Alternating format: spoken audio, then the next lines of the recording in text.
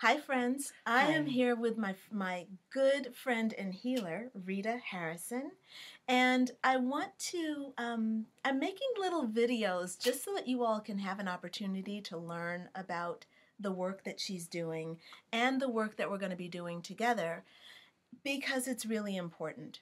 One of the things that I've experienced as a healer is that women are wanting a more profound level of healing. They're wanting a more profound experience. And I was wanting a more profound level of healing and I've been wanting to feel more powerful in my life. And Rita came along and really helped to take me to the next level. I'm so appreciative and so grateful for this because My pleasure. it's been so powerful.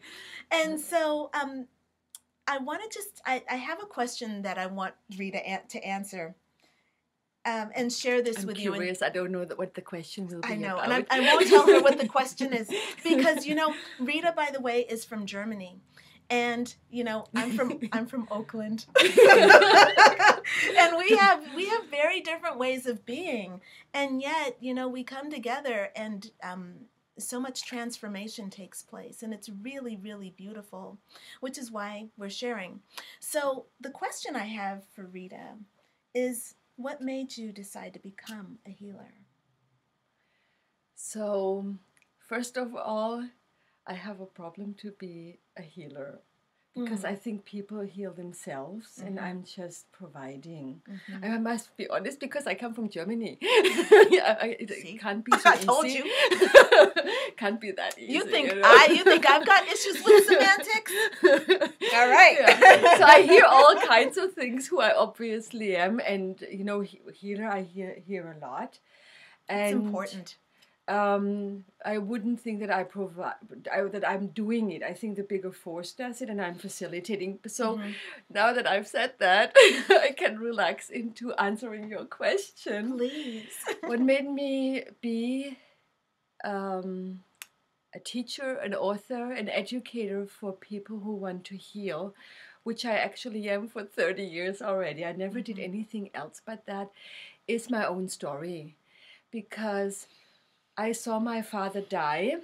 It was really tragic when I was 18. But he got sick when I was 11. And he got deadly sick with throat cancer. And I knew nothing about what developed those kind of diseases. And I felt when he died and I was 18, I felt totally helpless. And I felt we could have done better.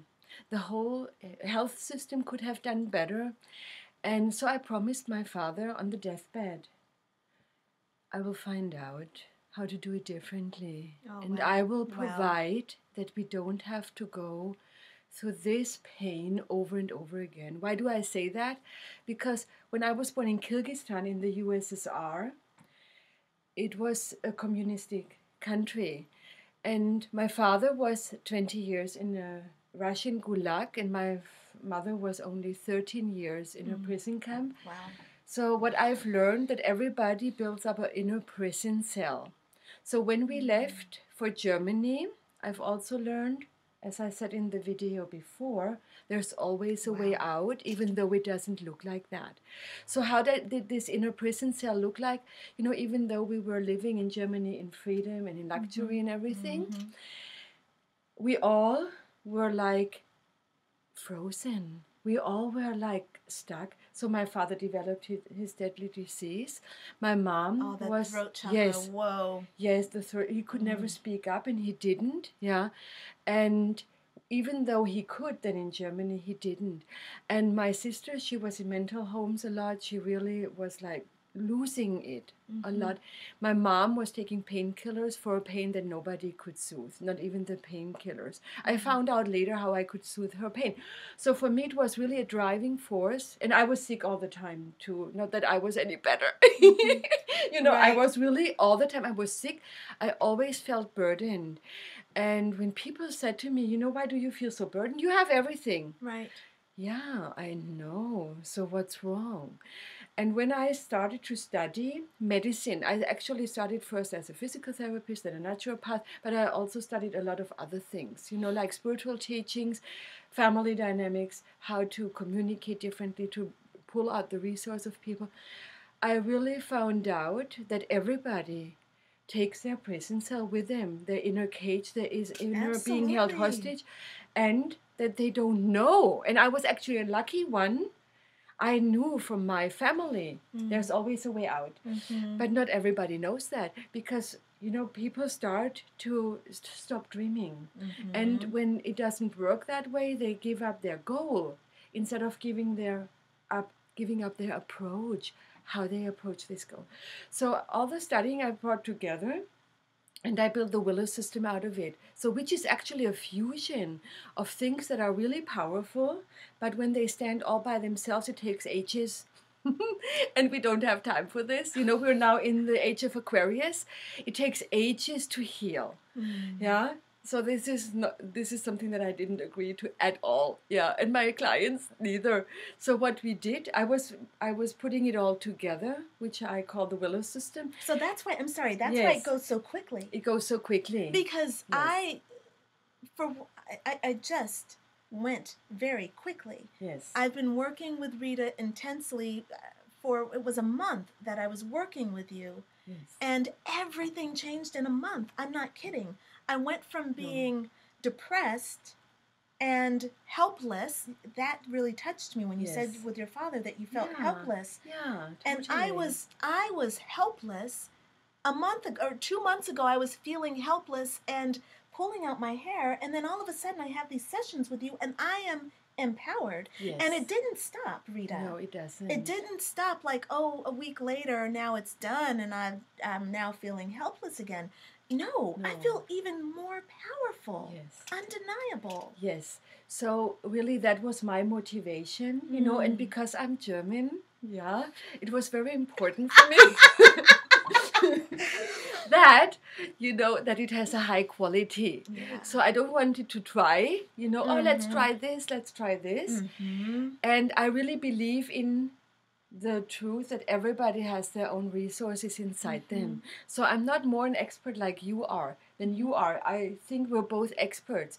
So one of the techniques that work very well is that I pull out the truth and that we integrate it by asking questions, but also by using other levels, and not waiting for a story to be told or for a memory file to be opened, It has nothing to do with healing. Well, and it's like when she was working with me, I said, she asked me nothing about my story. I never had to say, I was abused, or I was this, or this happened to me.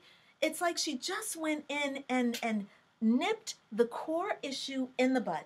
And then I watched right before my very eyes as everything just fell away, like all the roots and all the intricate systems that had built up around one little problem all went away.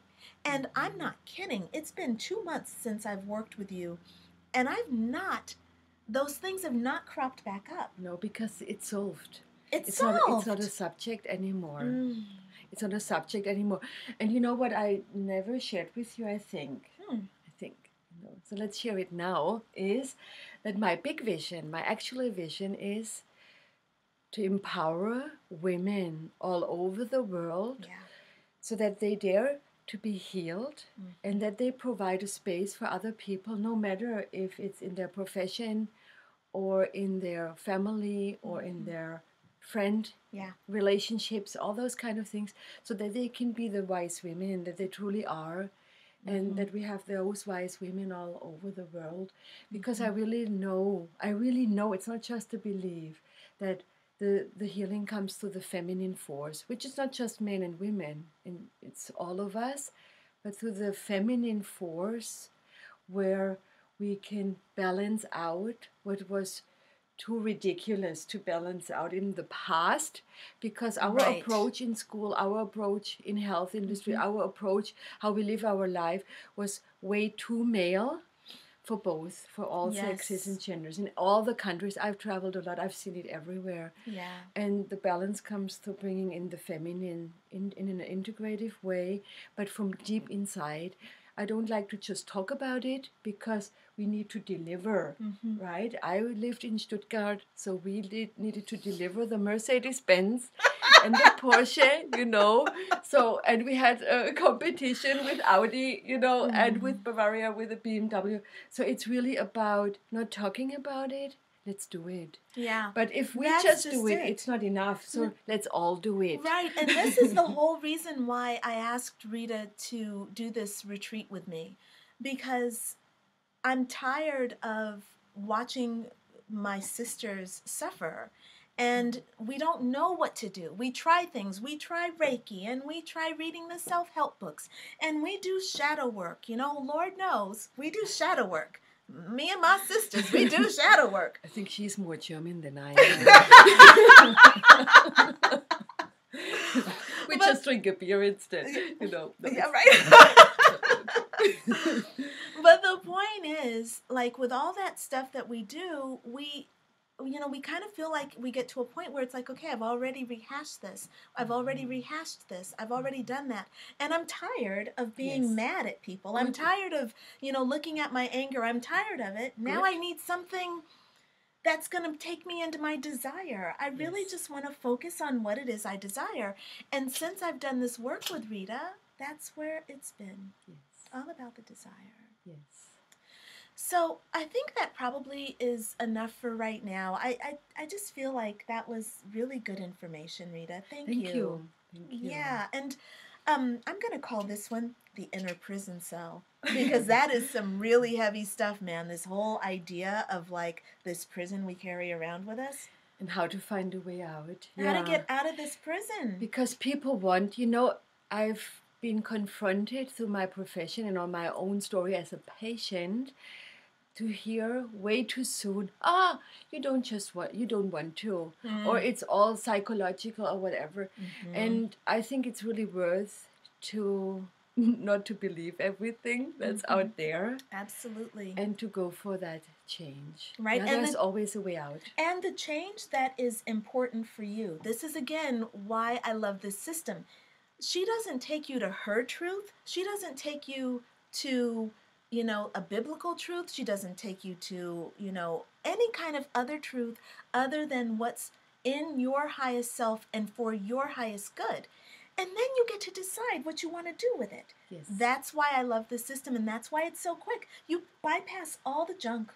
Bypass all the junk and keep the person who is there engaged in their own process. That's really important. That's why you don't want to be called a healer. Because they're it's doing a bigger force that heals. Absolutely. So thank you, Rita. Thank you. Yeah. Okay, thanks for listening. Bye for now, friends.